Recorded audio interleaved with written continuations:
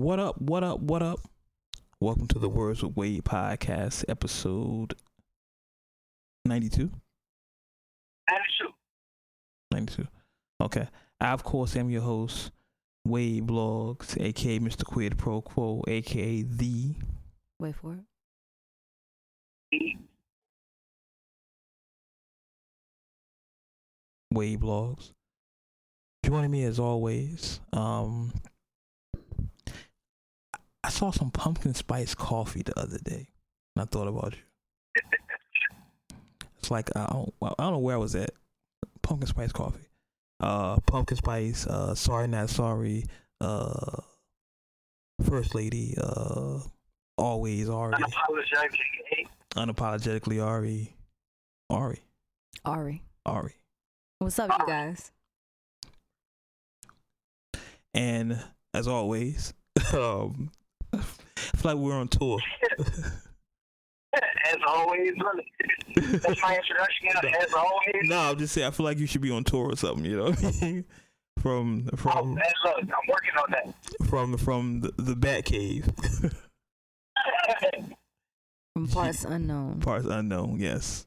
The asylum. The asylum. I like that one. The asylum. Asylum, the safe haven. G is here, ladies and gentlemen. Yeah. So let's get right into it. Everybody's feeling good. It's been a long week, unfortunately. Life just sucks. But life is life. It's holiday season for y'all, so it's gonna be real interesting. Uncut Nation, we have some things coming up for y'all, and the 100th episode is coming soon. It's gonna be a real big thing for y'all. So just wait to sit down with the R&B tone. Full sound. I gotta make sure I sound. This is the Quiet Storm voice. Exactly. Gotta make sure it translates well. Like we're having a lot of audio issues, and we're getting a lot more comments about it than ever before. So I want to make sure our audio is up to par because people are listening. You know what I mean?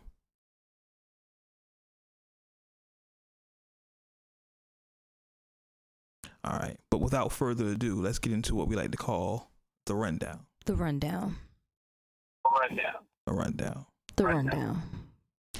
First thing I want to start off with, it was announced, I guess is the best way for it, earlier this week, that Netflix is having a reality America's Got Talent type thing, a hip-hop competition, as it's been called in the press release. And their judges are going to be for this competition. You know, it's going to be like American Idol, like all those shows where people call in and, you know, judge the contestants to move on and get a big deal or whatever. The judges are going to be Chance the Rapper and Tip. We all love Tip. T.I. and Cardi B.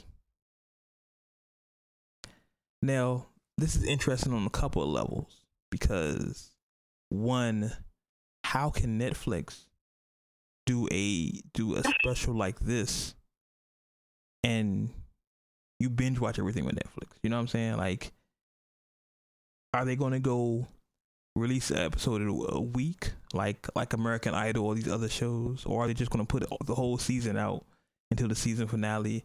Like, I'm interested to see how they're going to roll this out. And then the other thing, of course, the internet is saying is, how is Cardi B a judge for a talent competition? Why are they saying that? Because apparently people feel that Cardi doesn't have any talent, just a hustle. I mean, but regardless if it's just a hustle, I mean, her personality is so crazy. I'll watch it just because it's her. And I think that's what Netflix is banking on.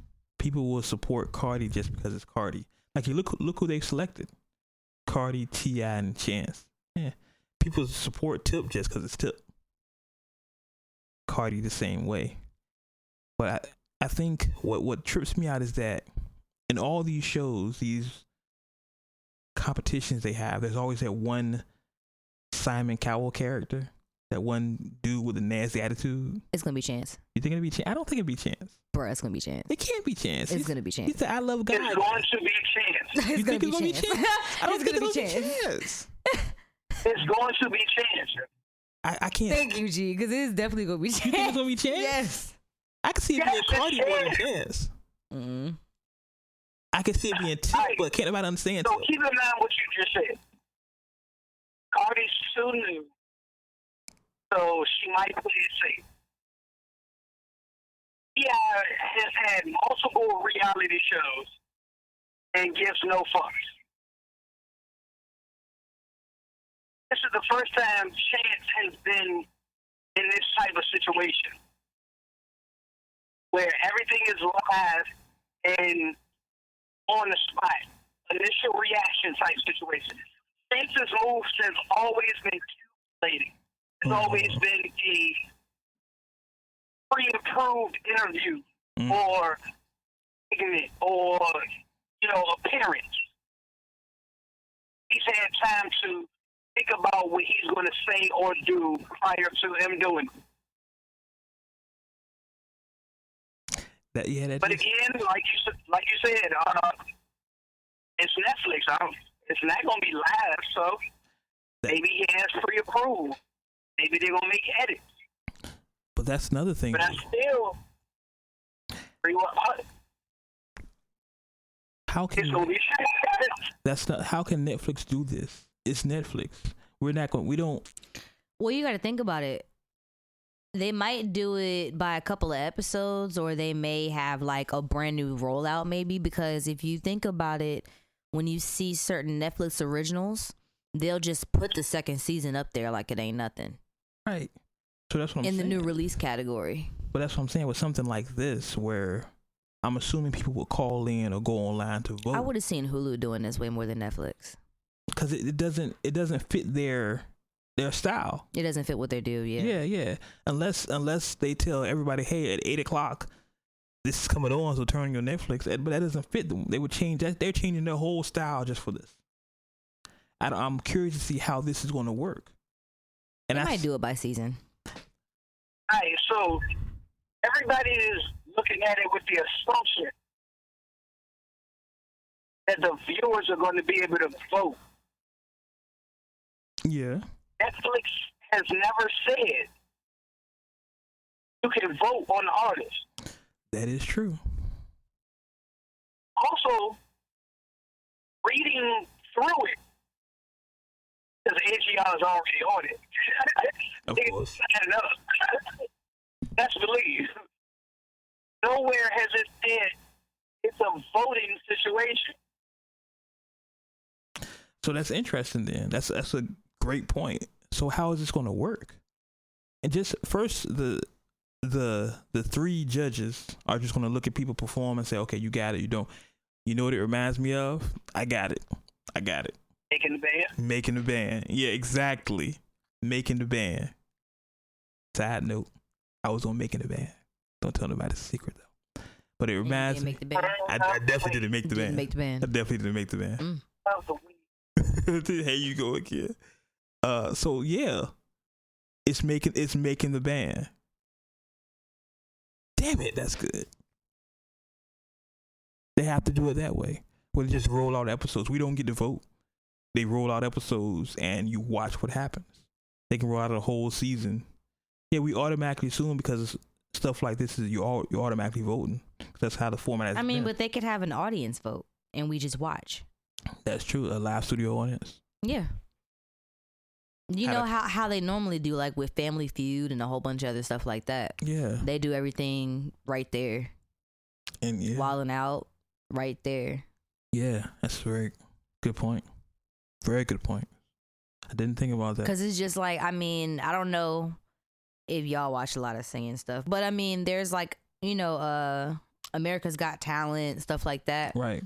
And it's always like, oh, well, you'll see the little thing. They'll say, oh, well, we'll make your vote. But it's the audience that makes the vote. Yeah, very good point. You're right. You're absolutely right. I guess I just automatically assumed.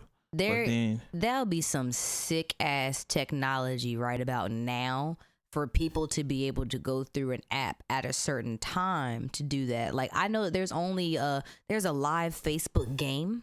Yeah, I just came across it one day, and it's like a trivia thing. If you lose a question, then you're out. Yeah, I've seen that. But if you win the question, like at the end, then you win money. Mm-hmm. But sometimes the game glitches and stupid stuff like that. So you'll see people put up a whole bunch of other stuff. But just like it's like that, how are you going to make technology work to the point where somebody's logged into a Netflix app to choose who they want, and then they calculate that, bring it back to the show, and then make a decision in the same show or on the same night? Yeah, that is, and for it to be Netflix, that's a lot. That's why I was saying the technology, that the way we were thinking. Yeah, that's a lot, but it makes more sense for them to have it like the band was. You know, where they have a studio audience. Well, not really a studio audience. It wasn't on the band, but they have a studio audience, and they do the entire season like Netflix always does. They roll out the entire season, but all the stuff is already done. We don't have a say so. We're just watching it as it happens. Exactly. That makes more sense for Netflix. Yeah. For the Netflix rollout. But I still don't think it's gonna happen anytime soon. Like, just because because you gotta have auditions and stuff like that, and it has to take time. You gotta do it by state. It's a lot. Like, I don't think that stuff's gonna probably come out until maybe late 2019 or early 2020, because. And then you gotta work around their schedules. You know, Cardi's doing her stuff. Yeah. And then make it into more seasons. Like, how many seasons is it gonna last, even if it begins? It's a lot of schematics and a lot of things. A lot of moving parts. Because I mean, Cardi's cool. But, and this is not a bad thing, because everybody knows from the show I love Cardi. But how much of Cardi can we handle? Like, how many seasons of her can we handle? Because at the same time, even when she was on Bad Girls Club, whatever the fuck, she only had certain segments in the show, like certain parts. It's not like a show where she's talking for the entire time. And this is a different Cardi too. You know, this is not the same Cardi. So I'm interested. Cardi, for lack of a better term, this is Cardi with money. Yeah. You know what I'm saying? Her life has changed. She's a mother now. She's married. These things are different now. Yeah. So I'm interested to see. Like, I feel like Tip is going to be Tip. Like, we know to get from Tip. He just gonna be chilling. You know what I'm saying? I think Chance is the wild card, like y'all said, but I don't think Chance will be that guy. I think he's gonna be. You suck. You're. I don't think Chance will be that guy. I don't think he's gonna do that. I just think he's gonna be more of a Diddy. Let's see. I think Tip will be that guy. See, I could see Tip being that guy. Tip's more open-hearted. Tip has been on enough reality shows that people already know his persona, and they know how he's going to address certain things. Cardi has been in the position where she's been the media spotlight enough that people knows how she reacts to certain things. Cant is a wild card, like you said. He has not been in the spotlight or reality segment enough that nobody knows how he's going to. And I feel like they're missing some of those three. Like, I feel like there should be, and granted, Tip is an executive, but I feel like there should be like an executive there. Like, there should be like QC from Quality Control, or a Russell Simmons, or a Diddy, or somebody like them. That's their job. You know what I'm saying? Nah, I'm fine with the lineup. You know why I'm fine with the lineup? Because all three of them are artists that basically their career into their own hands and made it what it is. They're just at different stages in their career. Cardi's new. Chance is a little more established, and T.I. is, you know, a well-rounded businessman. But all of them at some point dealt with a label. The label didn't want to deal with them, or didn't do or see the thing. So they ditched the label and pushed themselves forward and made it to the point that they're at. So I'm fine with the judges, especially because it's a segment where it's new up and coming artists. So the most known and new up and coming artist is Cardi. Yeah. Like, she built herself. I think because we haven't seen enough of Chance, he has a choice to be whoever he wants to be as far as his personality. Like, he can mold and mend his personality because he hasn't been in the spotlight that much. Right. But that's the thing. From what we know of Chance, like, he's a super religious guy. So I can't see that guy telling somebody, hey, you suck. Stop rapping. You know what I'm saying? I can see that more from Tip. I can kind of see it kind of from Cardi, but I think Cardi would say it a different way. I can't see, like I said, the Simon Cowell character, that last judge on every show. He's the whack judge. Cardi's gonna be extra petty. Oh, Cardi. I think Cardi's gonna be extra Cardi. Like, Cardi's gonna be like, yeah, you're not good, but you know, like that. That's shit. why I'm saying I wonder how much of her we can deal with. Because it's cute for a while and stuff, but that was just like Nicki Minaj when she came out. All that shit was cute when it first came out. After a while, it's like, listen, okay. That's an interesting point. I mean, not that she's worn off yet, but it took Nicki years to wear off. You gotta think about when Itty Bitty Piggy came out. But she's also changed her style over the years, and I think Nicki contributed to her own downfall. Like, people don't like Nicki. Fuck the music. They just don't like Nicki. Like, she just. And I don't know Nicki personally, so before y'all get in my comments, you damn barbs. She's just not a nice person. Like, the stuff she's doing is like, yeah, you're just not a good person. Like, we feel good for Cardi. We're like, yeah, Cardi won. We like that. When Cardi does something great, we're like, yeah, we happy for Cardi. When Nicki does something, like, yeah, whatever, Nick. Yeah, all right, Nick, whatever.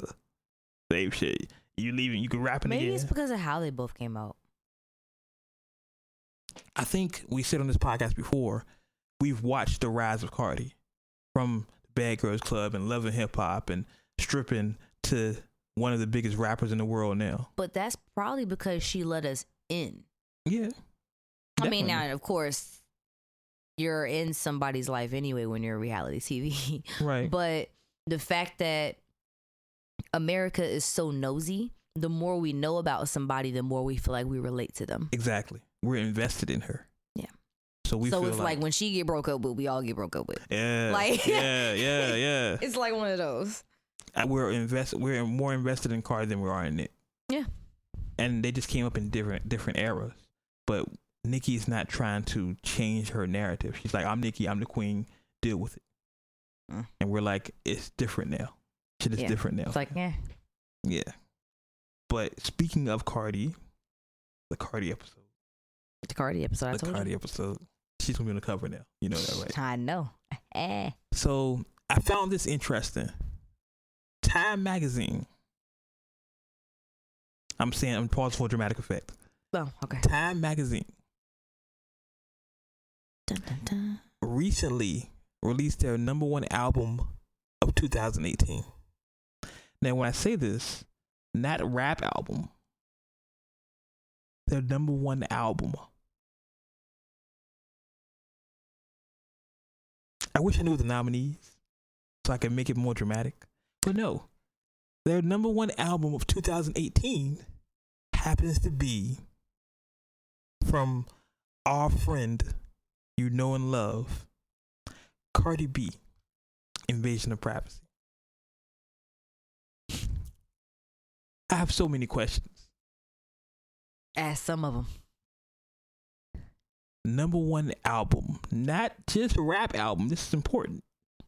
The #1 album of 2018. Year's not over yet. Fine. Cardi B, Invasion of Privacy. Time magazine. Time magazine, who's normally, and they do stuff like this from time to time, I get it, no pun intended, normally does political things, social culture things. Album of the year. That says a lot to me.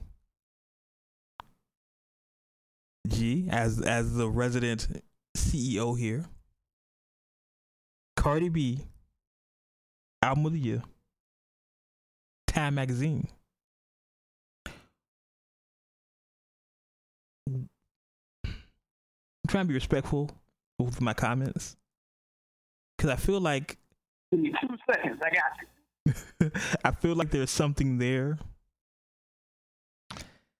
If this was Rolling Stone, I'm like, okay, they're stupid anyway, but they do stuff like this all the time. If it was Double XL or the Source, or I'm like, oh, okay, you're wrong, but okay.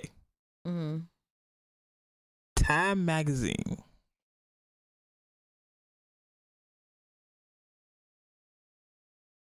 Time magazine is not an authority on hip hop. If y'all don't understand what I'm saying here, so for them to just pick Cardi's album, an album that has songs like "Boy That Yellow," "Bickin' Head," these ratchet head, Barty Cardi, like these ratchet theme songs, and this is the album of the year on a social economical scale. I feel like I should get my glasses on a social political scale. Yeah, I feel like I'm Michael Eric Dyson over here. On a social political scale, brother, this is not. It doesn't make sense to me. And once again, we love Cardi. Cardi, we love you. Stop. It doesn't make sense. Just 2 + 2 is 4. Like another magazine could have featured her. Like I said, if it was another magazine, Rolling Stone, The Source, any people, I don't care. I'd be like, okay, whatever. You're wrong, but okay. You think somebody had something to do with that? Yeah, I feel like somebody palms got greased. Let's use it said back in the day. Grease your palm. You can't see I'm stroking the imaginary beard. The imaginary beard. Yeah. Please say it's imaginary. The imaginary beard. It seems so out of place. Like if they would have said, and not saying it's up for the category, like if they would have said Nas' album was the album of the year, I'm like, okay, that makes more sense for Time. The stuff that Nas talks about, that makes more sense for Time. If they just said Kendrick or the Black Panther soundtrack, it fits their motif. But exactly, Bickin' Head, Boy That Yellow. Yeah. Who gonna run up to who and do what? You know what I'm saying? Like, man, it doesn't sound right here. I mean, it could have been like an influential fan or something. It could have been, but it's not. This is Time magazine. That's what trips me out. Like literally, the name of the magazine is Time. Their whole motif, their whole draw is to freeze instrumental moments or like, what's the word I'm looking for? Moments in time? Yeah, let's go with that. Let's go with that. Yeah, let's keep it simple. So you mean to tell me, as much as I love Cardi, that her dropping her album is a turning point in history? That's what I wanted to go with it. And Time magazine freezes moments in history that's a turning point in history. Can you tell me Cardi B dropping a turning point in history? If that's the case, that's scary. That's a scary concept. If Cardi's album was a turning point in history, that's a scary concept. Bro, keep in mind, look at the covers of Time magazine. We talking about like war, presidential campaigns, elections, scandal. Like we talking like global shit. Yeah. That's their cover. That's their game. That's their drive, their motif. Cardi B, album of the year? Really? It reeks of something. You know what I mean? Like it just doesn't add up. Meh. And I'm not accusing nobody of nothing. Meh. CCC. It just doesn't add up. And then look, Cardi, I love you, baby. Like I do. I'm a hell of a fan. some shit just don't add up. Yeah. This is one of those moments. Yo, Beyonce strong as fuck. Yeah, her team is getting awards. Either that or Illuminati fuck with you. I mean, that goes into the next topic as well. Cardi also launched her fashion line this week. Not even this week, the other day. What was this, Thursday? Wednesday, Thursday? Like a day or so ago. And apparently her Fashion Nova line, her clothes sold out in 3 hours. Before anybody could even buy a damn thing. Fashion Nova was reporting she made $10 million in 3 hours. I'm surprised at that. I'm not surprised at the sellout. I'm more surprised at the number. $10 million? Like you said, she made $1 million, $2 million. 10? Rewind the tape.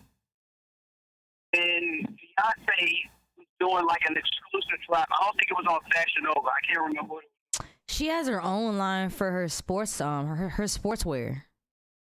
Yeah, but she did something that she was dropping, and like when it sold out, like the minute that it dropped. That's what I'm saying. That was her line. What's it, Ivy Park? Yeah. Cause she has that in the House of Darion thing too, right? It wasn't the House of Darion. It was Ivy Park. Okay. No, it wasn't. No, nobody fucks with House of Darion anymore. They had a long time ago. Yeah. They used to though. Like when it first came out, shit, I had a House of Darion. Sure. But I think you're talking about her Ivy Park line. Yeah, I think so. I was about to say the House of Darion probably maybe a couple of months or a good year running after that. It was done. But I mean, honestly, I could see it happening just because of how expensive some things can end up being just because the rapper's name is on it.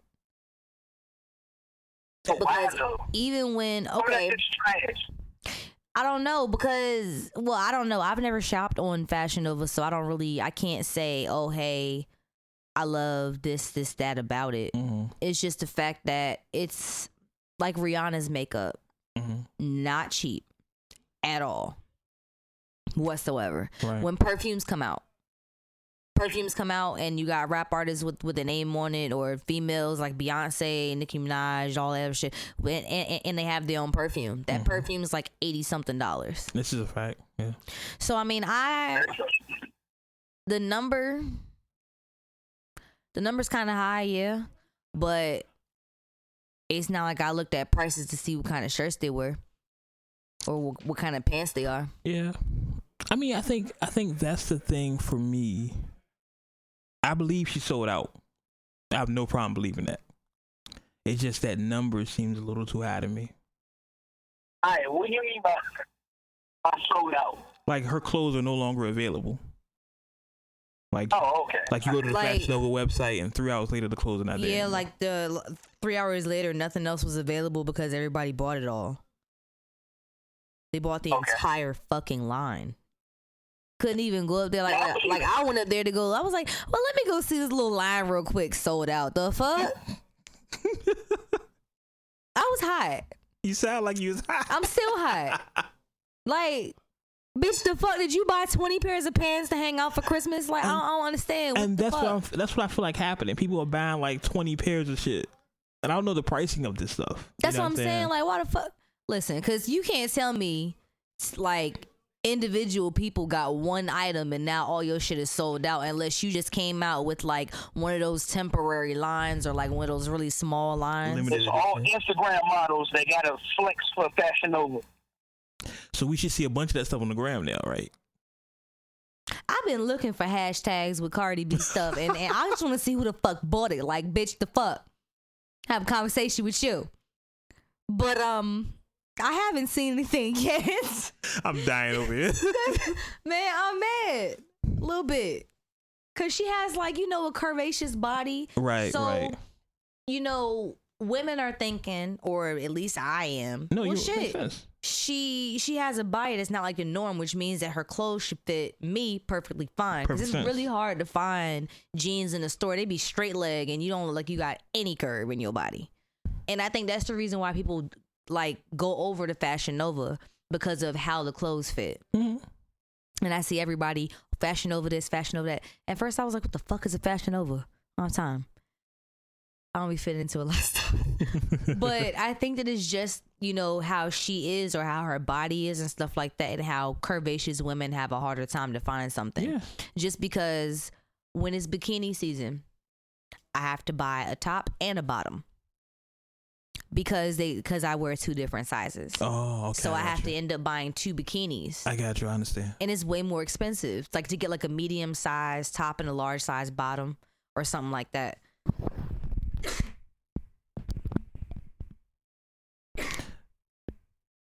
I never. Sorry about that. Okay, go ahead.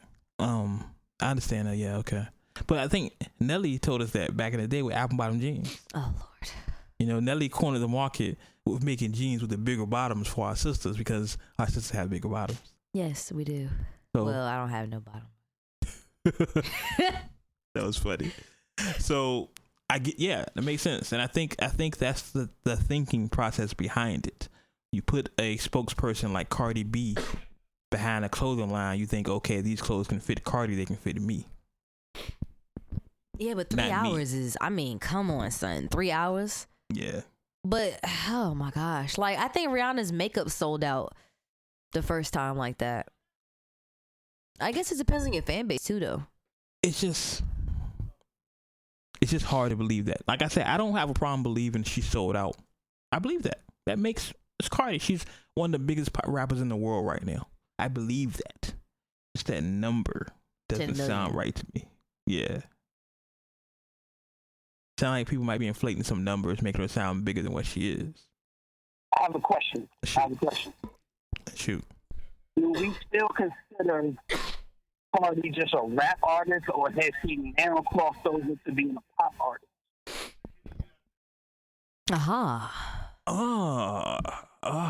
That's a good question. Because at this point, I can see someone making the argument saying Cardi is now pop. Why? I can see that argument because she's so popular, but her material is still hip hop. Yeah, I was gonna say that, but why though? Because it's kind of funny how when somebody gets into their prime, all of a sudden they're labeled pop. Mm-hmm. I don't understand that. I think it's just because the demographic changes. Cardi's not, and I think we'll know this more with her next album, because she's not catering to that same demographic anymore. It's a bigger audience. Like before, she was making her music, and it was. So why I brought up the pop situation? Keep in mind, she has Spanish records. Yeah, she does have Spanish records now. Still pop. Spanish is not pop. You're going to offend a lot of listeners out there. Spanish is not pop. No, I'm not saying. Don't misunderstand what I'm saying. I'm not saying that Spanish records are pop. That's not what I'm saying. The approach of a lot of the Spanish records, ultimately, pop charts. But the ones that she's on. Well, I mean, Selena would do the same thing if she's still alive. But that's the point G's making, I'm thinking. I don't think she's going to be labeled as a pop artist. Though. You don't think so? No. She's reaching out to a different... It doesn't matter. And that's the thing. Cardi is still Cardi. That's what I'm saying. Like, it's too hood to be labeled her as that. Like if she cleaned up her acting and did a whole bunch of other shit, then yeah, cool, I can see that. But it's Cardi. It's not happening. I don't know. I think they'll try. It's still gonna be rap. I can see people that don't know Cardi hear her songs. Like, it's a different demographic. Like, it's gonna be people that listen to her music now that never knew she was on Love and Hip Hop. People that never knew she was a stripper. You know what I'm saying? It's a different demographic. So I understand your point, G. I understand what you're saying.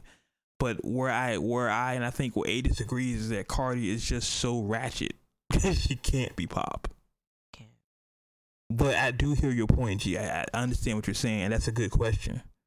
I think... So, basically, ultimately, if her attitude gets refined, then pop. If she turns Nicki Minaj. If she cleans her attitude up. Because she quit to throw a shoe at a bitch, or jump across the table at a bitch, it be pop. It's strictly hip-hop. Because that's how hip-hop acts. I'm not saying that what I'm saying. I understand. I'm just asking questions. I got you. I think because with Cardi, and once again, we don't know Cardi, but with her, because of who she is, who she's presenting herself to be, I don't think she has the intention of selling out, for lack of a better term. You know what I'm saying?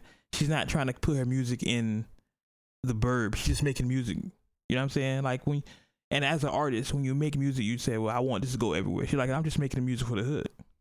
What happens is the suburbs hear it. Nas had that intention? Phil Nelly had that intention? Phil Luda had that intention? I think they're just making music. Phil Jay-Z had that intention? I think, and I'm using Jay as an example actually in my head. I think they just making music because Jay didn't cross over. Jay became pop, but he didn't cross over. He brought the suburbs to the hood. He said it. He didn't change who he was. They converted to him. I think that the personality of what pop entails and the personality of what hip hop entails, or the culture of pop and hip hop, are just different. And I think that with Cardi's personality, she will be labeled as hip hop. Now, unfortunately, just as blacks get wrongfully labeled, hip hop does get wrongfully labeled. I'm not saying that hip hop is a certain way, but from what Cardi acts like, I don't think that the pop world is going to accept her as pop. Even if she comes out with songs like that. I don't think so. I feel they already have. Because ultimately, whether they agree with how she acts in person, they like her music. Right. But her music's not pop. And I think that's what he was making with the Spanish records. I don't feel a lot of Cardi's music is pop. But honestly, some of Nicki's music that went pop, I didn't feel was pop. But ultimately, what ends up happening is how it gets received by a certain fan base and the charts that it end up hitting. Right, but look at it as hip hop all day long. But the way that you express the question, if it charts on a pop chart, it's now considered. Right, but you weren't talking about just her music alone. You were talking about her in general. So when you're diving deeper into a question like that, some of her music is pop, yeah, but that doesn't make her a pop artist. I would like for her to not become a pop artist. But I think ultimately, and it's great how, you know, whether it was her or her marketing team or whoever set her up this way, he has the potential to just cross 3 different lanes and not lose her fan base. She can be hip hop, she can be pop, and she can be Latin, and not lose her fan base.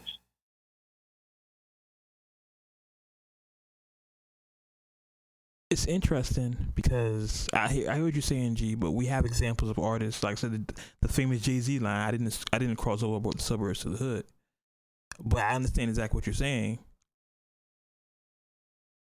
I think we'll be able to tell more with her next album because right now Cardi is still Cardi.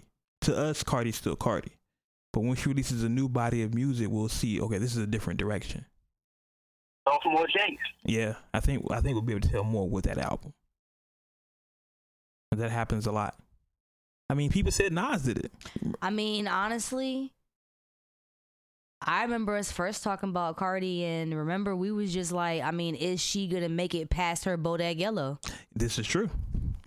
We didn't think Cardi would be here. We never think about this in the duration of this show. Yeah, that's what I'm saying. Like when we first started talking about Cardi, it was like, you think she's gonna even go past Bodak Yellow? Yeah, it's Cardi. Remember that? Yeah, that was a whole show. Because we all like Cardi. Yeah. Wow, good job. Yeah. And now she got Album of the Year from Time Magazine. Yeah. Yeah. Yeah. Yeah. Yeah. Crazy, right? Yeah. In a year's time. It's almost like seeing your niece grow up. And I think that's why everybody likes Cardi. We're invested in the process. We saw Cardi from that to to look where she's at now. Yeah, because we see so much of her life. Exactly. And like I said, America's super nosy. You put one person out there that shows them your entire life, and then you do the same thing as the next person that doesn't show you their entire life. I guarantee you the person that shows their entire life is going to be the person that everybody looks at. Right. It's a real life Truman Show. Exactly. That's exactly what it is. It's the Truman Show. Right. It's just Cardi. It's the Cardi show. Yeah, featuring Cardi. It's a better looking main character. Definitely. But speaking of, let's move on here. Speaking of musicians here, and this is gonna sound bad coming from me because I think I've said it on this podcast. I'm not a fan of this guy, so people can be like, "Oh yeah, Wade is hating." I'm not hating. But Wale recently. Wade. Nah. Here we go. Wade, you're hating. I'm not hating. Everybody, you know what's funny about that? When I tell people I don't like Wale, they're so surprised. Like, you don't like Wale? Really? I thought you would love him. Man, Wale will be my baby until the end of time, even though he treats women like shit. Hey. Yeah. Hold on. Let me at least announce the topic before we go into it. Shoot. We about to go in. We got to start talking. What we're talking about? Uncondition. Okay. Wale has recently, in a series of tweets, alluded to his next album being his last. Yeah, right. I have the tweets here, and I want y'all to tell me what y'all think. It started off with Clark Kent, DJ Clark Kent. Shout out to Clark Kent. He tweeted, where's Wale? Just asking. Wale responded, he's wrapping up what hopefully will be his last album and finding someone who appreciates me and getting out with a little bit of sanity. Oh, God. Hold on. Let me finish. How can I explain it without somebody telling me, blah, blah, blah, he crying? I spent so much of my life making music, at some points for me, at some points for you. I write from the heart. Accolades aren't as sexy as they used to be, plus people's perception of me. Music be fun until it's not fun. Who want to be in an unhappy marriage? Achieve a level of self-preservation seems to be more appealing than arguing with critics and being so passionate to prove people wrong. You only become your ally is not... He's a tweet, so it looks crazy. He's tweeting about himself. Yeah. No, let me finish. Fuck out of here. Your only ally is not fun nor healthy. The definition of insanity is. So yes, maybe they'll love me when I fade to black. Nah, but anyway, I want a bagel right now. So that was the whole. I read it. That sounds like an emotional suicide note. No, it sounds like to me that Wale feels like he's putting his heart and soul into his music and he's not getting the respect he deserves. Well, that's his fault. Wow. Okay. He treats his fans like shit. Fans make you, believe it or not. Your fan base, you treat your fan base like shit, your fan base disappear on that ass. Aight. So, this is about to get real, like, personal. Everybody likes Wale, but me. I'm not saying anything bad about Wale because I love Wale. I've been saying that this entire show, but you still can't treat your fans like shit. Mm-hmm. Alright, so I'm gonna speak from a disgruntled artist perspective. Okay. Case in point, you pour your heart out, you give your everything. It's not that you want to treat your fans like shit.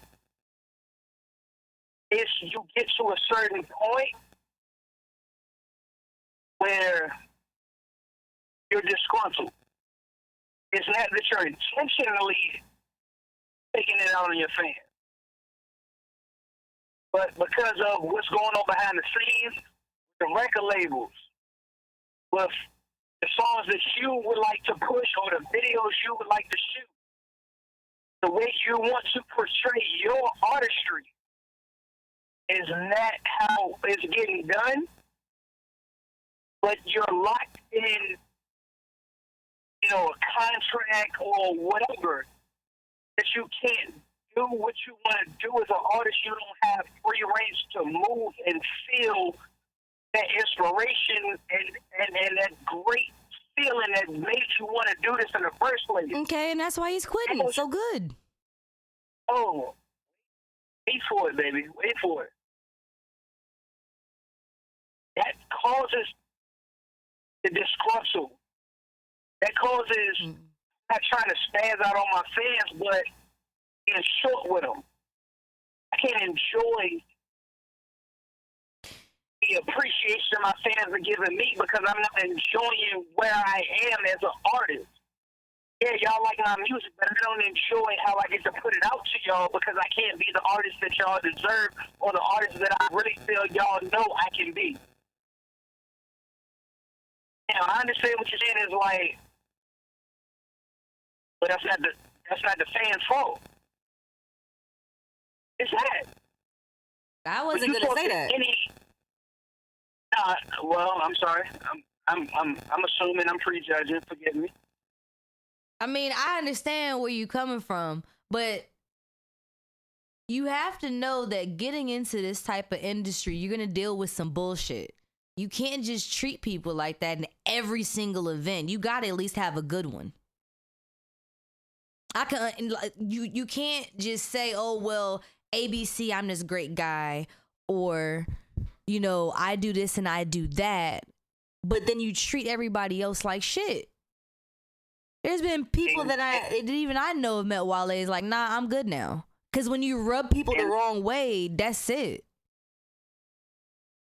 And that's very true. But I understand. I'm not arguing that point because that's the fucked up part about it. Like, sometimes fans will meet their artists one time and, you know, depending on that exchange, that interaction, they are no longer a fan. But the thing that I really want people to take away from this situation, they're human. They are human. And your favorite artist, pop, R&B, hip-hop, reggae, whatever, they are fucking human. They have a bad day. They have personal shit that's going on that, unfortunately, they have to keep under wraps and they can't show.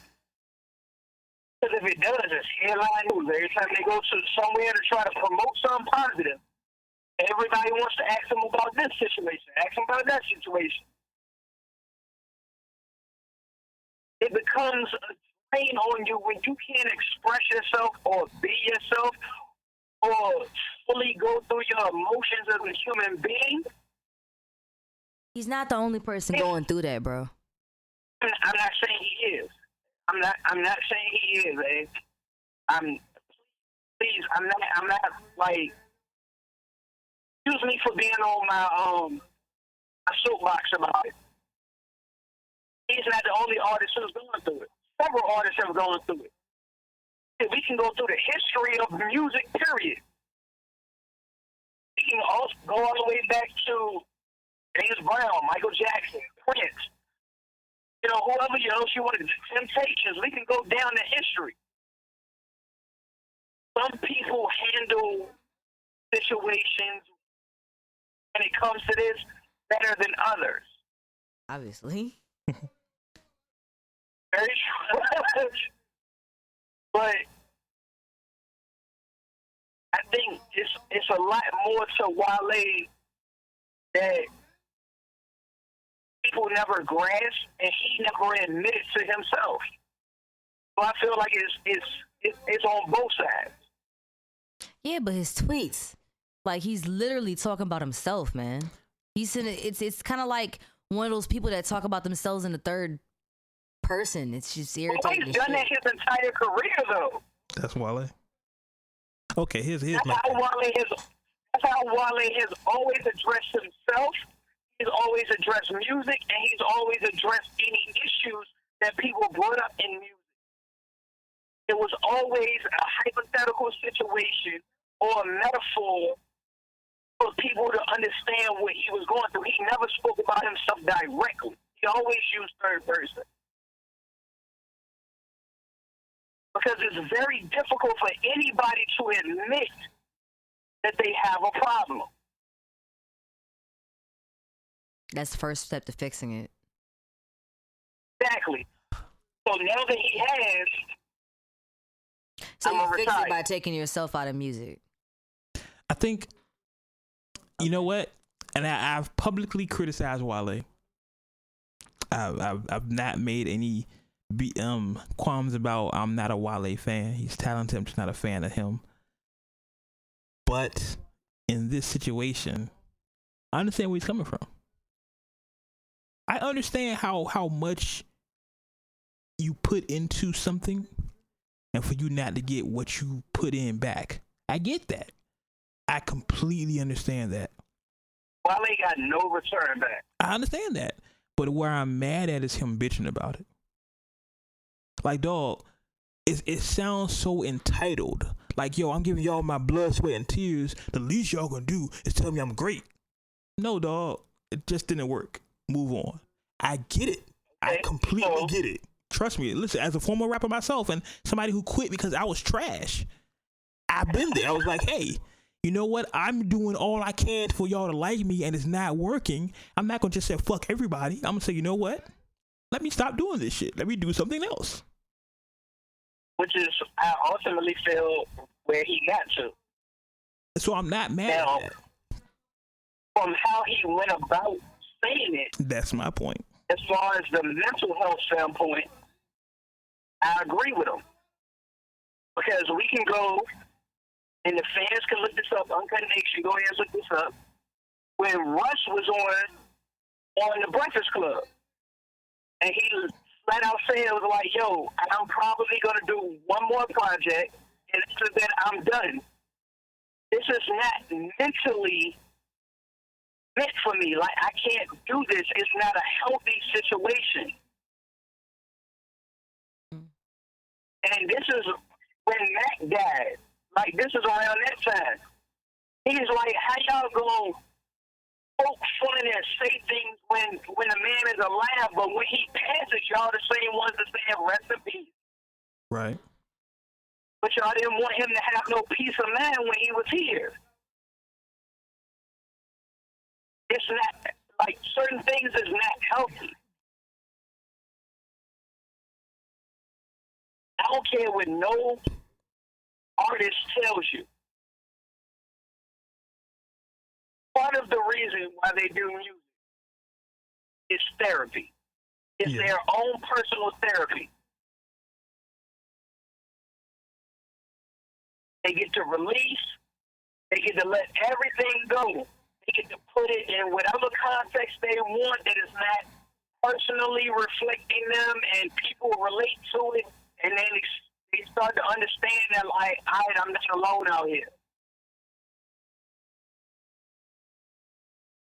But when you're sitting down on the couch with your therapist, i.e. the lady, and they not receptive, or they don't seem to understand, or they don't have a positive direction for you to go in, pouring your heart and soul out to your therapist that don't know what to do with you, or don't give a fuck. So when you go to seek help and you have no help, what you're supposed to do? So like I said, I get it. I get what he's saying. I'm not mad at what he's saying. I completely get that. Not even, I can go farther than the music. Look at Uncut Magazine. Look at this podcast. I completely get putting your all into something, and you're not getting the returns for it. But what I don't shout out get, to Wade and fuck the Beehive. what I don't get is bitching about it. It's just life. I feel like it's the Thanos quote. How you feel, what he said, that you feel like everything is right and you still lose. The quote from Infinity Wars, like how no matter how hard you fight and you desperately prove that you're right, you're doing right, and you still lose. I get that. What I don't get is bitching about it. That's my only thing. Shit doesn't work out sometimes. Some people work different. Now, my whole My whole rant of me being on my soap bag. Soapbox. Soapbox. Thank you, Ed. Is not to agree with or condone him bitching about it. I don't agree with that. I don't want y'all to think that I agree with him bitching about it. I don't. I'm just simply saying I understand the struggle, his perspective and what he's and his outlook. Now the route he took to express that, I don't agree with. I mean, but there's no other way for him to really express or say anything other than going to social media nowadays. You understand? He's a hip hop artist. The other way to express it, all right, I'm gonna go ahead and dish my label. I'm gonna go ahead and do this, and I'm gonna rock on my own, and I'm gonna give y'all this music.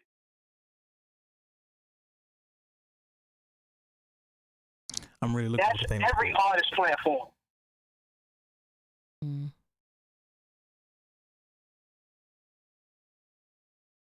That's why the people listen to you. That's why the people fuck with you. Yeah. That's why you got the fan base you got. Because they love your artistry. When it's true, and it's honest, and it's straight to them. Not filtered. So, if Wale's next album is his last album, we know his reasoning. My opinion, he's doing himself a disservice if that's his last album. I think if he's going out this way, if you make your last album because I want this to be my last album, that's fine. But just doing it because they don't love me the way I think they should love me, it's whack. It's just, to me, maybe how he said it just reminds me of a temper tantrum of a 2-year-old. Agreed. And it's just not cute. It's like, come on, son. For real? I agree. It's like, son, that's what you gonna say? For real? All right. I agree. I mean, I'll go ahead and listen to the last album, but nigga, that's not your last album. Fuck out of here. And it goes to that too. Is it really your last album, fam? That ain't your last We've album, heard this story before. And right, so what hip-hop artist has said this was my last album and stayed true? Last album. I don't think anybody. Exactly. That's what me and Wade was talking about earlier. It's like I think that. that's just like a music thing. Oh shit. Well, you know what? Fuck this shit. I'ma retire. Nah, no, I'm not. Nah, yeah, I am. Nah, I'm not. All right, so any artist that has actually ever retired, quote unquote, they don't make music anymore, never said I'm retiring. Facts. Every artist that say that this was my last album, I'm retiring. Fuck the album after that. Mm-hmm. Facts. And that's my thing. It's like a social media thing. I want to say something. It's like not a selling point. I can't think of the right word for it, but it's like something you do just to sell records now. It's like a thirst trap. Yeah, kind of. It's like, hey, I'm about to retire. A true artist can't turn your brain off. Yeah. And that's where music comes from. It's just thoughts that you have. Just when words hit you a certain way or when life hits you a certain way, you deal with it by associating words and describing it to yourself first. Yeah. So from that, I'm always going to rhyme words. I'm always going to have a story tale. All you got to do is give me a beat. That's how it is when you're even as much as I sit here and say I was trashing everything. Even when I hear certain beats, I'm like, yeah, give me that beat. Yeah, and I rock it. Yeah, you know what I'm saying? Certain things. It is what it is. Like, case in point. I heard the A. Marie. What song was it? Her first song. Well, why don't Why can't we join it? Yeah. I heard that beat numbers like, oh, nigga, I crush this shit right now. I haven't put out a project in 4 years. Well, 5 probably. I crush that beat though. Facts. The thing my man doesn't turn off. Like regardless whether it's like I'm not gonna do that anymore. Right. I can't turn my man off as far as how I associate words and put words together. Can't do that. So you never really retire. I have a certain impulse that you don't act on. That's it. That's the best way I can say it. Yeah, yeah. And he'll never retire from music. He might retire. He might drop albums, but I promise you, if a subject matter or a beat, it's Jay.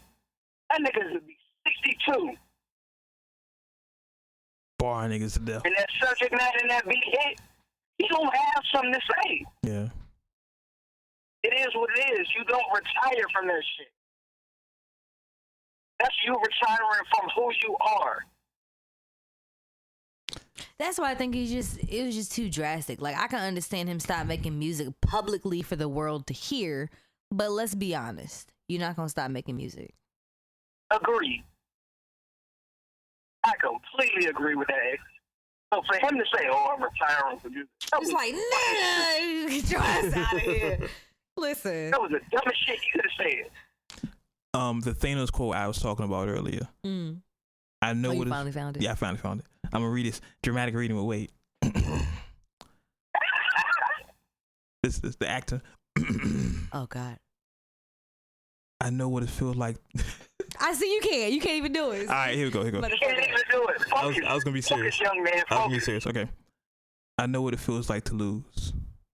To feel so desperately that you're right, yet to fail nevertheless. That's really. I feel Wale. I know what you're feeling, Wale. I know what you're feeling. Listen, but that's what it is. So I'm not mad. I'm just mad at the way he went about it. Teeny violin plays. Yeah, basically. But moving on, my favorite rapper alive. I said that. Nasir dropped. Okay, last week we reported that Nasir's new album coming out. We were sitting here speculating it was a new album. Yeah, I was excited. It wasn't. Telling people about it. It wasn't.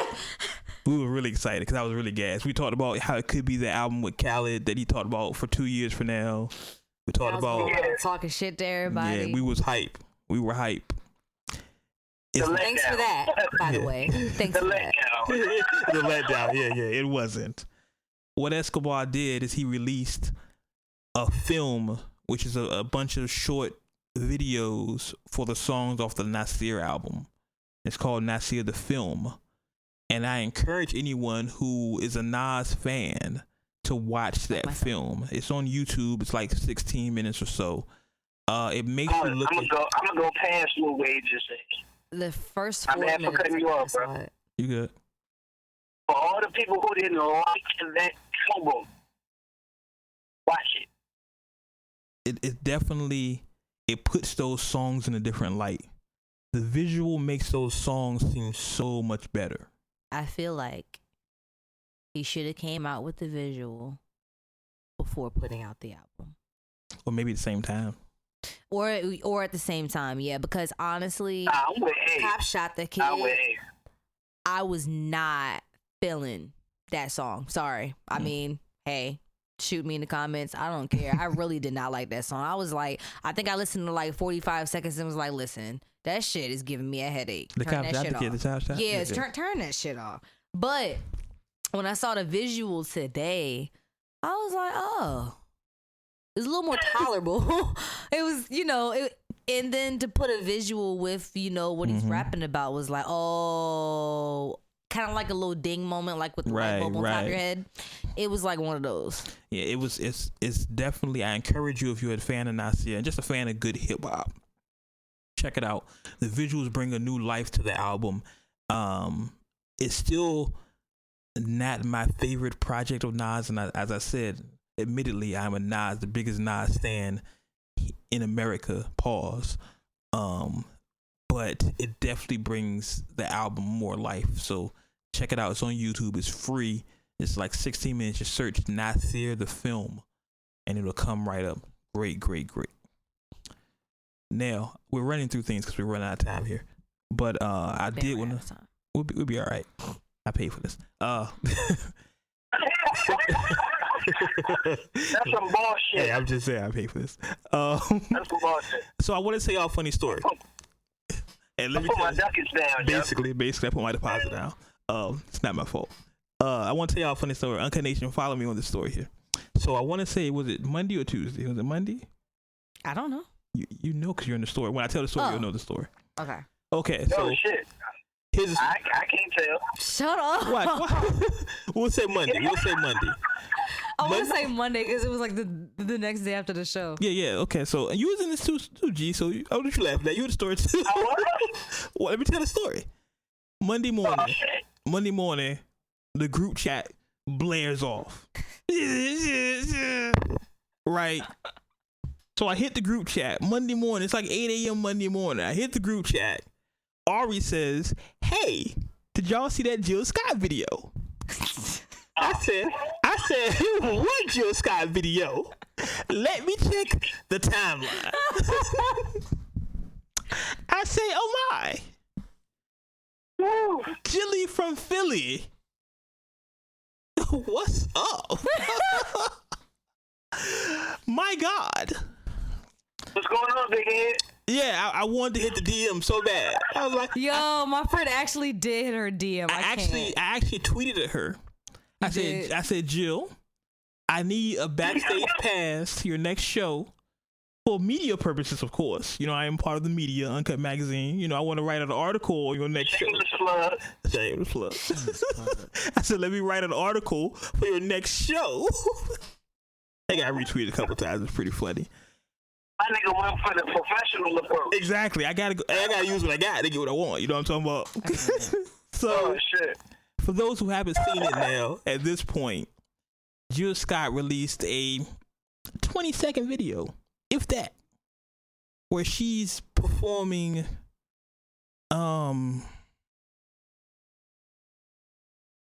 beautiful. Well, no, I want to give it the proper terminology for it because it was just beautiful. It was spectacular. You said it was beautiful. It was beautiful. Nigga. It was spectacular. Oh. Listen. As a lover, a connoisseur. I'ma step out. Listen.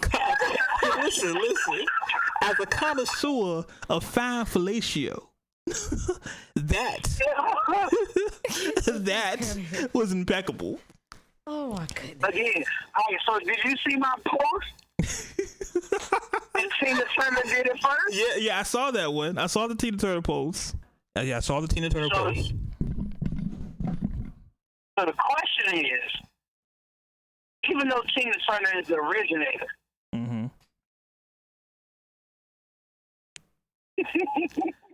I can't. I feel kind of it feels wrong, right? Dirty, actually, it feels real wrong, right? Because this was one of the audience. So who you want at the end? You want Tina? Oh man. You want Chill? I mean, I haven't seen the Tina Turner video. You haven't seen the Tina Turner? He posted it. I posted it. To me, I didn't see it. I think it's unfair because Tina is like 87. So that's that God 5,000. You stupid. It wasn't. Okay, so the video wasn't her 87 Tina Turner. But, yeah, it wasn't a young Tina Turner. I don't think it was meant to be that way. Yeah, but I just think, and this leads into another conversation we're not going to have. We need to save this for the After Dark show or something. But I think what made it so spectacular was the presentation. Because I saw a lot of people on the timeline saying, all she doing is sucking dick. It's just sucking dick. It's no big deal. It's sucking dick. No. I'll tell you like that. Listen, I've I'm trying to say, like, for real, you niggas really impressed by it. She was too much hand motion. She doing it like it got real on my timeline. Oh yeah, I definitely saw it got real. People were upset with us for liking that video. What? Yeah, it definitely got real. Hold on. First and foremost, the finale. Oh yeah, we haven't even got to the finale of the video. Oh, you talking about her lip gloss? I'm gonna start from the finale and work backwards. The finale itself, a lot of women who pride themselves on, you know, they hand gestures, they fellatio, and how hard they can go, aren't about this finale. Exactly. So, even though, you know, hers might be subpar, but beyond your technique, that finale made up for it. Well, I'm fine with her technique. It's the enthusiasm she displayed with her technique. Thank you. People don't understand, and you're a man, so you get this. I hit a whole different octave. I'm sorry. My man, you good? I do it all the time, right? It's the passionate subject. Exactly. She was passionate about her performance. Men are visual creatures. Thank you. If she put on a show, she displayed her confidence in performing that act. You understand me? Let me talk to y'all for a second. Hold on. Let me talk to y'all for a second. Side eye. I'm trying to tell y'all, confidence can make anything seem better. You understand me? Listen. It can. Stop co-signing. No, he co-signing. Hell nah. Listen, ladies, if you stop giving your man that, you stop. I'm telling you. Right now, yo. Let me talk to the congregation, Uncut Nation. I want y'all to hear me now, ladies. If you stop giving your man that birthday head, if you stop giving your man that have you came yet head, he'll act that way for you. It's all in the presentation, baby. If you put a steak on a trash can, I don't care if it's a steak still in the trash can. You understand? Dress it up, baby. Put on a show for that man. He deserve it. How you know? Hey, don't you start that. Nah, fuck out of here. Hell no. Nope. Ariel, the ruler of all things. Nope. My thing is, if you're going to do that, then my uncle always told me, if you're going to be a monkey, be a gorilla. If you're going to do it, goodbye, do sir. It. Get the corner. If you're going to do it, then do it. I'm trying to tell you. If you're going to do it, then do it. And what Jill said, what Jill did, is what more women should do. It's not just the act. It's not the act. It's the performance, the showpiece around. I mean, I'll give you performance, but ain't nobody putting no lipstick on like that. That's nah, bro. But look, I haven't said anything about that. Oh, yet. I mean, that's wonderful as well. No, it's not. I'm gonna tell you something. I'm gonna share with y'all, Uncut Nation. What y'all eat is not. I'm gonna share with y'all something, Uncut Nation. In my lifetime, I've gotten my dick 1,000 times. Thousands and thousands and thousands of times. But I will tell you, the most memorable head I've ever gotten has always been the ones that done the extra thing. It's not the act of just sucking my penis. I had one girl. You said. I had one girl give me head. When I came, she winked at me. I said, "My God, bitch, I'm gonna marry you." My God, I'm gonna marry you. Why? The act, because she enjoyed it. Because she winked at you? It's the show. Right, so. It's the show. And I'm co-signing what you're saying. Please do. It's not about so much you the best at it. It's write me a plain handbook with all these rules. It's the visual. The visual. I promise you. And this has been recent. This is some recent shit. When I let go, and she caught it all. Ew. And she looked at me and she was like, "That's all you got?" God damn it. It's beautiful. That's just like, okay. I mean, it makes it so It's you like, understand. okay. It's like, what's that meme that goes around when the guy's eating the girl and it's like, hey, you gonna lay here and let me eat your pussy and you're not gonna say nothing? And the girl's like, yes, daddy. It's that. It's exactly that. It's exactly that for us. Really? Yes. That don't take much then. Yes. We're simple creatures. Y'all make it so complicated. We're simple creatures. No, don't put on the show. Don't you start doing that y'all shit, because I'm not the complicated. You're the woman of the show, so you have to deal with it. Hell to the no, because I don't be doing other things that you want to be doing. Every woman in Uncut Nation. Exactly. You're speaking for the women in Uncut Nation. I promise. It's the show. Hey, so I'm write me a book. let's get honest and real for a second. Talk. Because women have a misconception that if they don't swallow, niggas ain't fucking with it. That shit's No, overrated. that's not Well, it. y'all don't even know how that shit tastes, Mo. Like, y'all be eating some nasty shit. But that's over. I don't care if you swallow. I don't.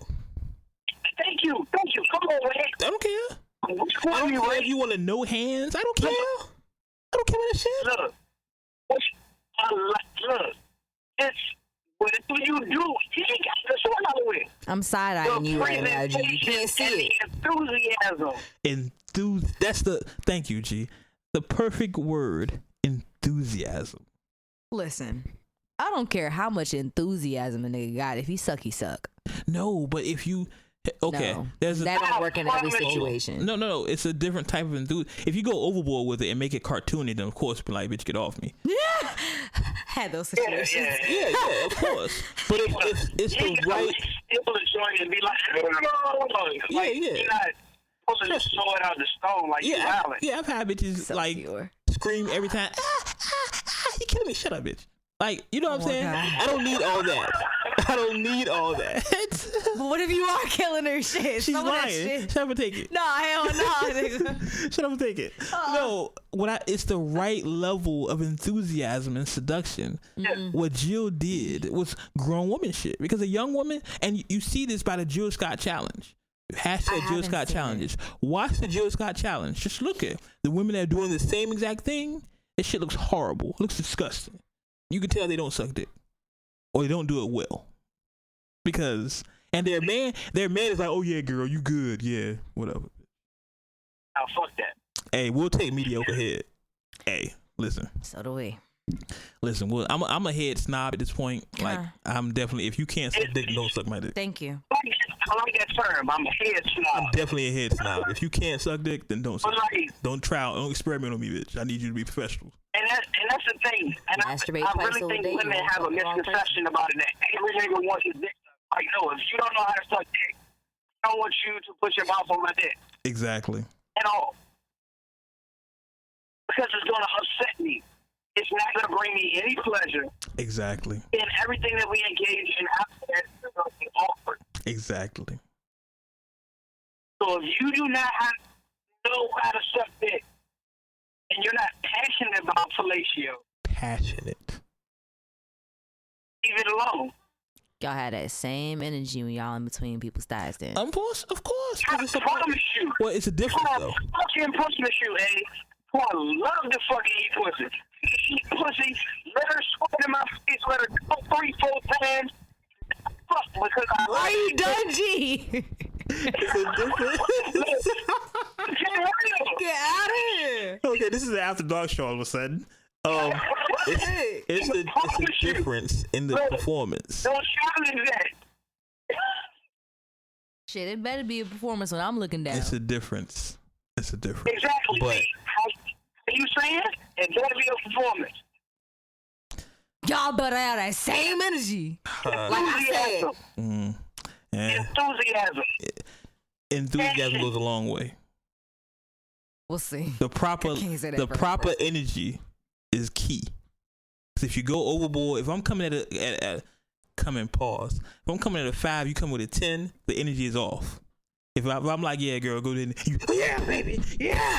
You come at a 5 and I'm somebody like, come at a 10. That is some horrible ass bitch, sex. chill out. Get away from me. That's some horrible But ass if sex. we're close to the same level, then we can have a great time and just give me that enthusiasm. Just don't be reluctant. Don't give me reluctant here. Don't give me like, all right, nigga, whatever.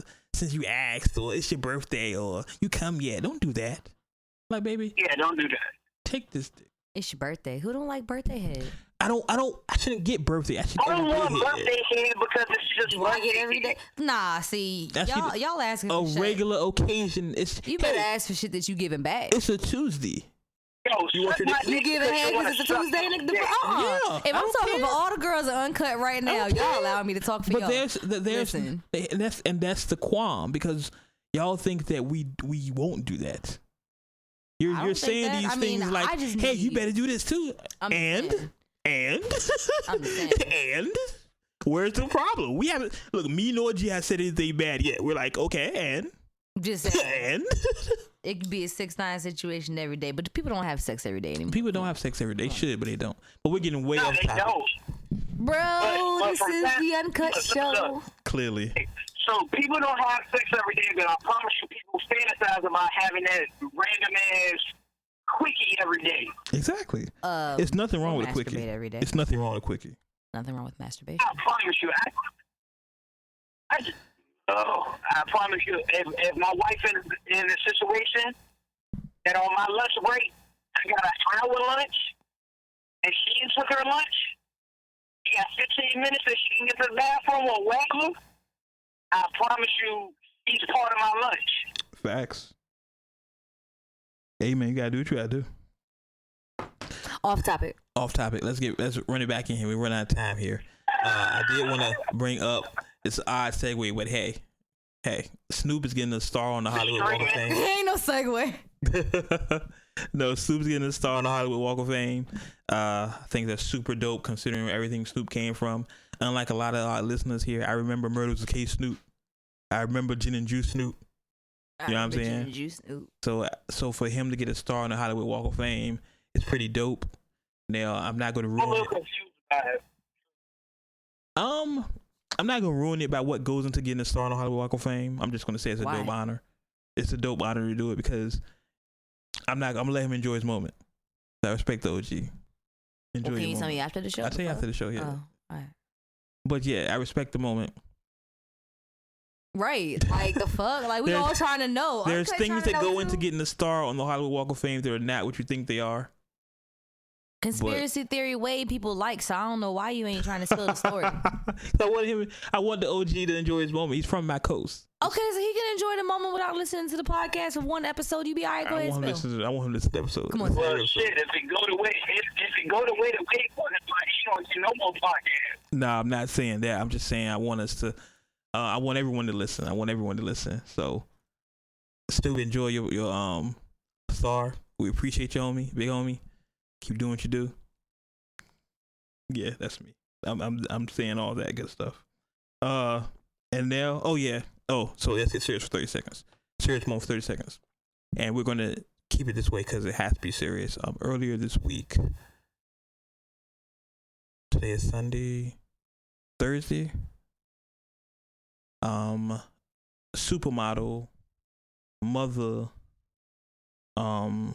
black star. What I've been told the definition of black girl magic. Kim Porter passed away. For those who don't know who Kim Porter is, she is, and I hate to minimize her life to this one title because she was so much more than that. Give a couple more things other than one. Yeah, but I mean, she did so many more things.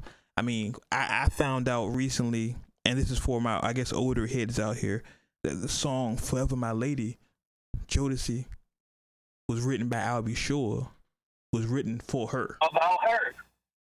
Right. Yeah. Which was dope. Which is why when she passed, Albie Shore posted the black and white picture that he has, and the hashtag is Forever My Lady.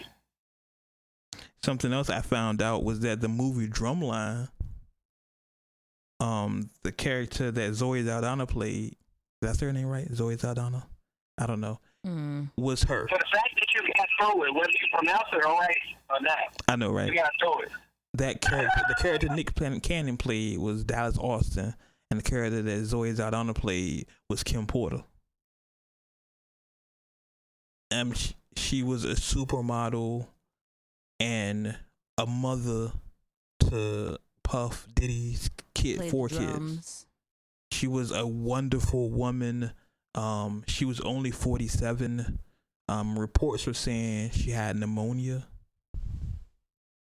She passed away from pneumonia. They're still looking into some things. Yeah, that's what I'm hearing. I'm hearing a lot of bullshit. Ultimately, they're saying she was battling flu-like symptoms that borderline pneumonia. That's why the coroner said he'd look into it. The actual cause of death has not been determined. My thing is that she was way too young to die. 47 is way too young. Definition of black girl magic is right. She got about 4 people that are in love with her openly, and they're all cool with it. Yeah. Like, I know that you know nobody's thinking about it like that, but seriously, like, you have, what is it, 4? 1, 2, 3. 3. Is it 4? Puff, Al. Dallas Austin. I don't think, no, he's best friend. I think I don't think it's, you know, when someone dies, everyone says these things and it can be interpreted one way or another. But Puff said he on his Instagram, he said that was his soulmate. I mean, she had 4 of his children, 4 or 5. I don't remember. She had a bunch of his kids. That's something. Right.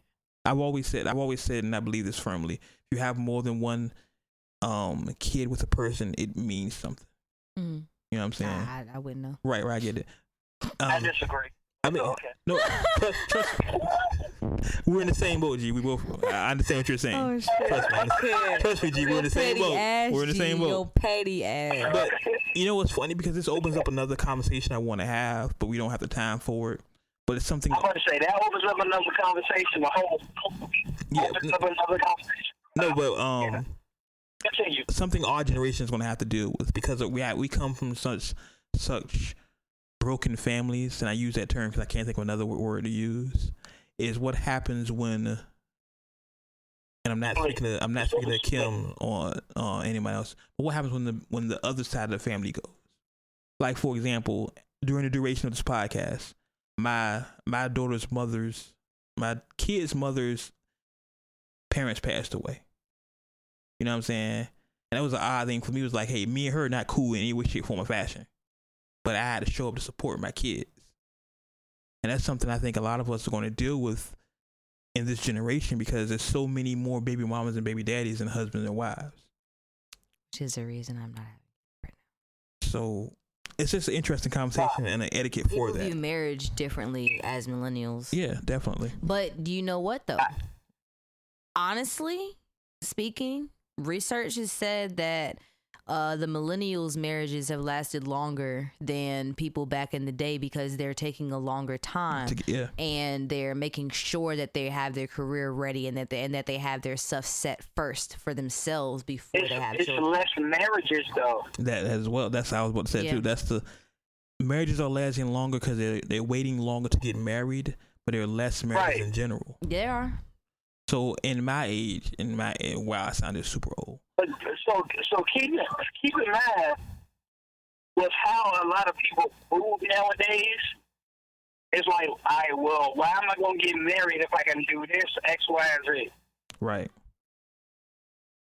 So if people aren't getting married, then of course the divorce rate is going to drop. Right. And people are just looking at, like we said, they're looking at marriage differently. And when I was younger, people would get married in their 20s. Like, you get out of high school and get married. You marry your high school sweetheart. Yeah. People don't do that no more. No. You know what I'm saying? People are getting married in their late 30s and 40s. Yeah. Darn right. It's just crazy. Speaking personally, I got a homeboy that's been married. Through his divorce. I'm in my 30s. He in his 30s. Yeah. And he just got engaged again. Shit. So he done been married lived with her. They done had their kids. Went through their divorce.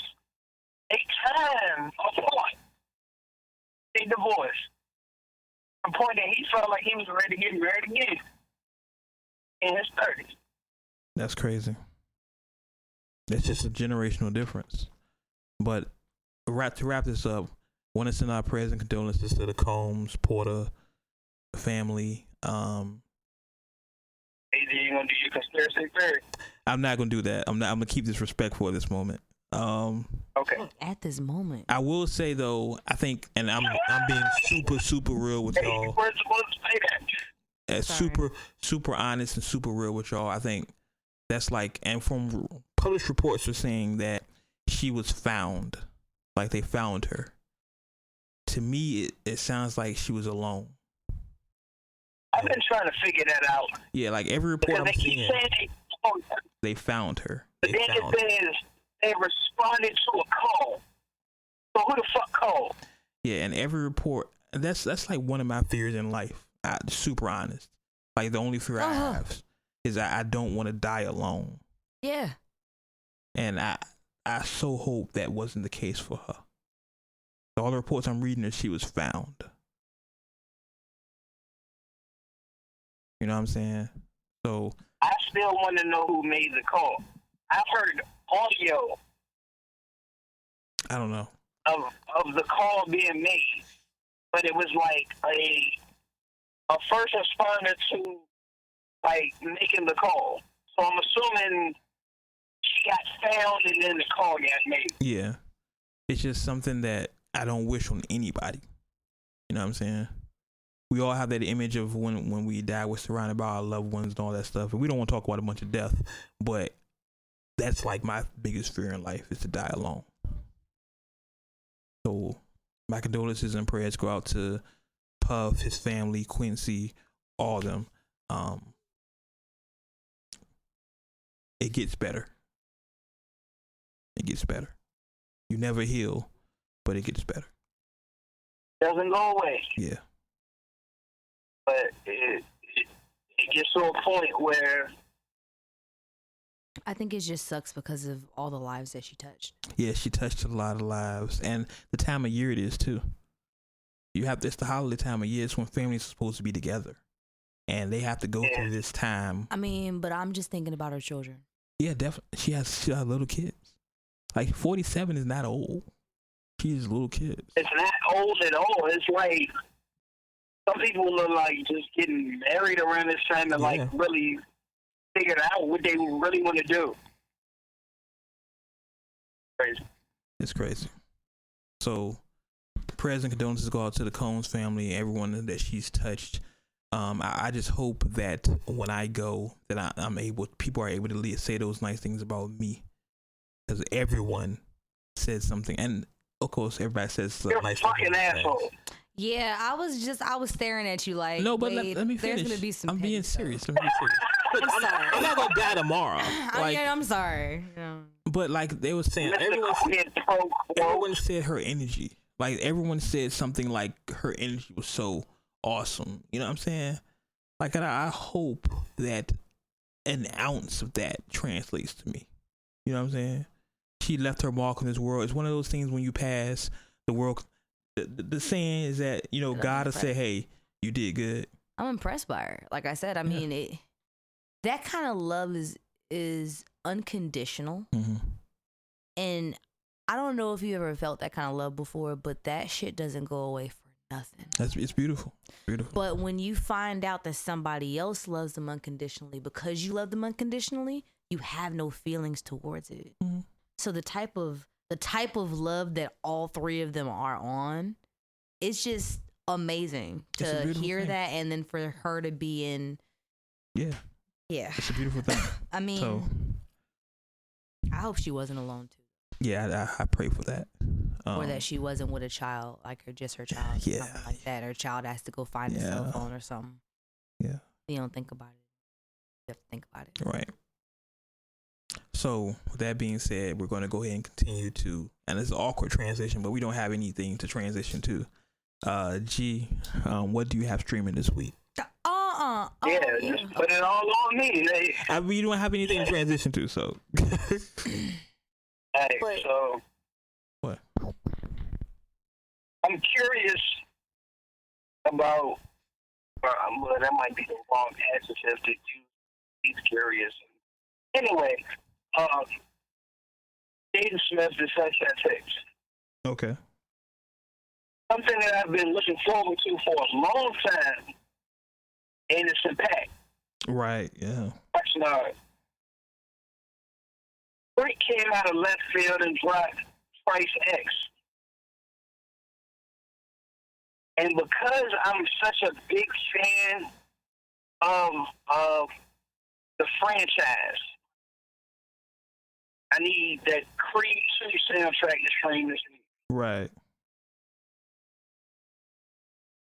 Your boy 2 Chainz, because of his awkward titles lately, I'm curious because Red Wings are a girl's best friend to stream. And I wasn't gonna give any attention to it, but because the shit has basically been shoved down my throat and it keeps showing up every turn of music that I pay attention to, Birdman and Jacquees lost his seat too. You never know they did a project together in the first place. Who knows? Who knows such So thing? for this to be number 2, I didn't know number 1 was ever done. Why is Birdman and Jacquees on a joint project together? Because Young Thug's still in jail. No, he's out now. Because the Carter 5 finally came out. Exactly. Got nothing else to hold on to. And that shit's dope. Okay. So that's. Lady, hey. You want to make an announcement about it? You got for me, baby. Yeah, I'll make an announcement this week. Okay. The announcement is that my phone is on 1%. And RIP to my social media life right now because I don't know where my charger is. And my charger's lost. So there's no song this week because the song was in my album, which can't get to. Yeah. Yeah. Life sucks. Sorry. I mean, guys, can you just send me some music without bang, bang, shoot 'em up, drugs in your face? That would just totally help me out. Like, within the first 30 seconds, I'm like, I hear killing niggas. Like, come on, y'all. Y'all gotta do better than that. And y'all want to be featured in the show, but y'all don't listen to the show. Like, I just can't wrap my head around why y'all think I want to listen to shit that y'all send if y'all don't listen to us. I mean, I would totally have a lot more choices if y'all sent good quality music. And then not to say that y'all suck, but some of the topics y'all talking about, y'all want the world to hear, an Uncut magazine kind of world, is just not for this show. I'm not going to play a whole bunch of bang, bang, shoot 'em up, drugs in your face. So, I don't know, try again. I mean, you can send me more music, but just try again. I just can't. So, there's no show. I mean, there's no song this week. There's no song this week. Next week, I got you, though. Just remember, the email is wordswithwade@gmail.com. Send all your music. If it's good, we'll play it. If it's not, obviously. Yeah. You're not listening to yourself. Basura. So, I think that's it. Well, Basura, bro. Do I want to do that now? You know what? Let's do that now. So, before we get out of here, we always get out of here. Always say our stuff and all that good stuff. There was another death this week. Mm-hmm. And the most iconic death in the world of Can I finish this? I'm sorry. I can't hold it in. Stan Lee, the creator, founder, editor of Marvel Comics, passed away. He was 95 years old. The guy, he was 26. I actually wrote the story on my other website, Comics Illustrated. Check it out. James Plug. It made me immediately think of my grandmother. My grandmother's 95, so it made me think of that. Lived a full life. What I think for Stan Lee, he was a creator. A lot of people associate him with comic books and said, well, yeah, all he did was make comic books. But to me, he was a creator. Creators create. He created the universe. He created a lot of things that we live by today. I think a lot of my life lessons, if they weren't from rap, they were from comic books.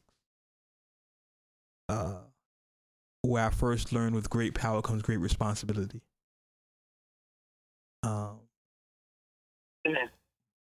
That was a comic book. That was Stan Lee. Stan touched a lot of lives. That's real shit, though. Yeah. Stan touched a lot of lives. And he will be sorely missed. He lives on through his creations. There's also a rumor that they're going to come to the funeral. They're going to come to the funeral dressed as his creations. So every Marvel actor. Not yet. No, every Marvel actor will come to Stan's funeral dressed as one of his creations. You know, Chris Evans will be Captain America, Robert, you know, all that good stuff. So it's beautiful. That'll be dope. I just think a lot of people are minimizing, like we said with Kim Porter, and not to compare deaths. We don't want to minimize it to just that one thing because he was 95 years old. He lived a full life. But when I think of Stan Lee, I don't think comic books. I think of creating. And as creators, we create whatever tools the creator gave us. We used them, and I think he used his to the best of his abilities. And he inspired generations. And from me to my kids and their kids, Stan will live on. As a guy who introvert, a lot of times my only outlet was rap music and comic books. So Stan was a big influence in me, and his creations influenced me a lot. If there was Malcolm X for me, there was also Stan Lee. That's how high I held him in regards. Like Malcolm, Iceberg Slim, Stan. So my condolences to his family, friends, all the many lives he touched. I know we're a hip hop podcast, but we also are comic book fans. And it would be remiss if we didn't mention Stan Lee. I'll be remiss if I didn't say anything. So that death hit me really hard. And it's not that I ever met him. I think it's just because he created the world that I live in. Mm-hmm. See, everybody got made fun of. There's not probably one kid that has gone through school without being made fun of. But it was like I hid in the world that he created when I was scared or when I felt like I was being bullied. And it was like putting a cape on would just fix everything. Or being like my favorite comic book character just fixed everything. And then when I figured out that there was parties like that and people like that, it was a place that I could escape to. And so it was just like, it just hit. It really did. Like, I keep telling my friends, shed actual tears. Because it wasn't just the comics that he created, it's the world he created. It's what he did, it's how he made it. It's the fact that he kept going and he was the first to do things. He was the first to step out of shell and to do things. Mm-hmm. And people that are like us have somewhere to go hide. I mean, of course, there's more upcoming things. Yeah. So, of course, you know, his spirit's not dead. It's just his body's not.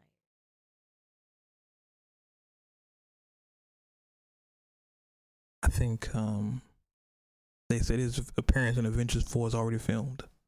So we will see Stan again.